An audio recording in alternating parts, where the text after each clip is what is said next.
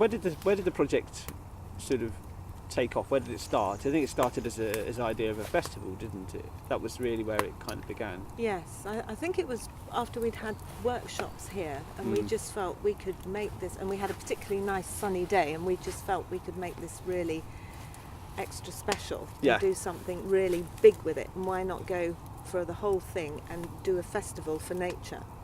Yeah, but it's kind of evolved and moved on from there, hasn't it? I think maybe just through conversations and just naturally it's turned into more of a retreat rather than a festival now, hasn't it? I think the change came when we realised that if we were doing the festival, that was more for our own personal enjoyment, wasn't it, and our own benefit. And then as we've been talking and meeting, we felt that we wanted perhaps to take a bit for our own benefit, but mostly how we could observe nature close to us and what we needed to do to encourage nature and to encourage habitats and to keep our countryside looking as we want it to look. Yeah, so it's making us realise that it wasn't just sort of take what we can take away from nature, is what we can also give back at the same time, isn't it? Yeah. And that we are surrounded by nature on a daily basis, and being able to sort of nurture that as well helps us, and it helps that as well, helps the natural world around us, I feel. I think the nurturing is key, and I think that's what a lot of people have lost sight of. And the fact that we're sitting here in February and we can hear, we're in the middle of, we're on the outskirts of a wood. We can clearly hear the M40, we can hear noises from other traffic, and yet actually we can hear a lot of noises from nature. It doesn't take far from where you live. You've got nature all around you. It's just that people aren't noticing it or observing it any longer. Yeah, I mean, I live just off the Cowley Road, a busy road in Oxford, but we live far enough away from it to not really hear it that much. Probably less than we can hear the M40 right now. And we're often woken up by birdsong in the morning, even though we're in Oxford, in the centre of Oxford. We have got a nature reserve quite close to us, but we are on one of the major roads, and we're still... But how many people, when they're living, and there are loads of trees in a suburban environment, but how many people really appreciate the nature? Do they actually listen to it? You know, I think that's the key of why we want to run this retreat into nature, is to get people to actually see things again, because that was what I was going to say, is actually not just to hear it but also see it. The trees are always around you. You know, there's green, especially not this time. There's a lot of green even now, isn't green. there? Yeah. That it's there, and I suppose it also comes back to, I don't know what you're like yourself, Barbara, but I know that personally for myself that I sometimes forget that it's there, and I have to sort of remind myself and go out and find it. And went for a lovely walk along Lye Valley just recently when it was a really frosty morning, and even that time of the year is still really beautiful, isn't it? Still. But that's because you took time out to go there.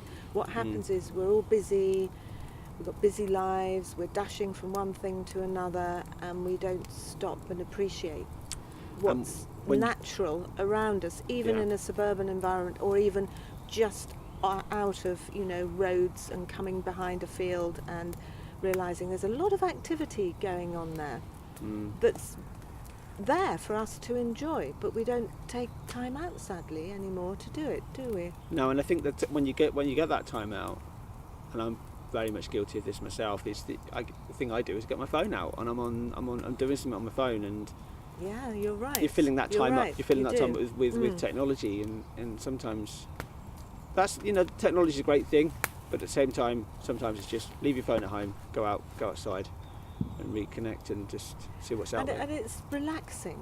I think that's the other thing, that people they belong to gyms, they belong to meditation groups, they belong to all sorts of things, but actually you don't need necessarily to do all of that. You can just come outside a little bit from where you're living and relax. Get the peace, the tranquility, let nature relax you. Yeah.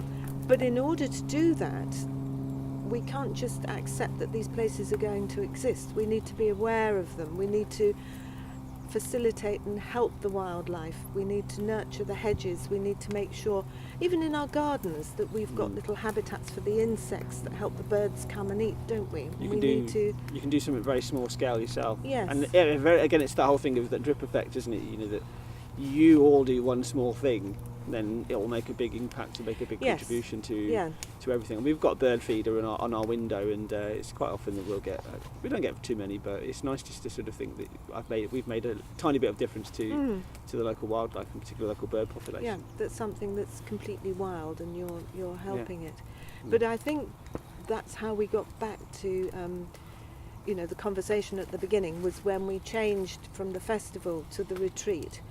I think by coming on the retreat, there aren't going to be hordes of people. No. It's just going to be smaller numbers, but those people can completely immerse themselves for that day, re-engage with nature. We will enable them to do that, won't we? By just having experts there in various different fields. And I was just thinking that because there's going to be a small group of people, that what we're doing is you can find it, you can feel a bit vulnerable in some ways, because you are opening yourself up as much as you're opening up to nature. You're opening yourself up, aren't you, in a way? You may be finding stuff about yourself because of the different nature things. Teaches you an awful lot about yourself. It does. So if you're in a smaller group, you just feel a little bit more, it feels more intimate, and I feel that would also benefit anybody who comes along to. Yes, they can. It's something that they can come along to by themselves.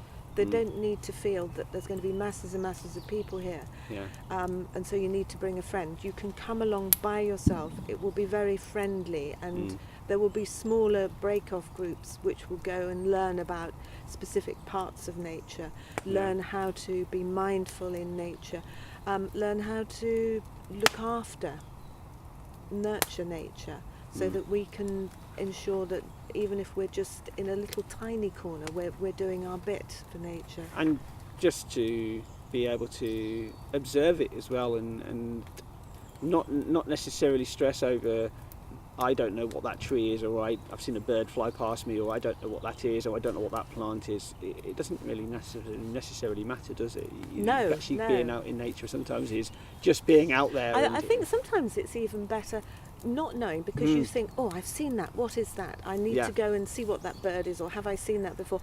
Whereas if you just think, oh, that's a lovely song that bird's singing, and isn't it pretty, and look how it's flying around. It's more relaxing somehow. I mean, you can hear the robin here, can't you? And knowing that it's a robin doesn't really matter that much. It's just lovely to listen to. No, well, you see, I just think, oh, that's a bird singing. I didn't even think that's a robin. It's just lovely to hear the noise.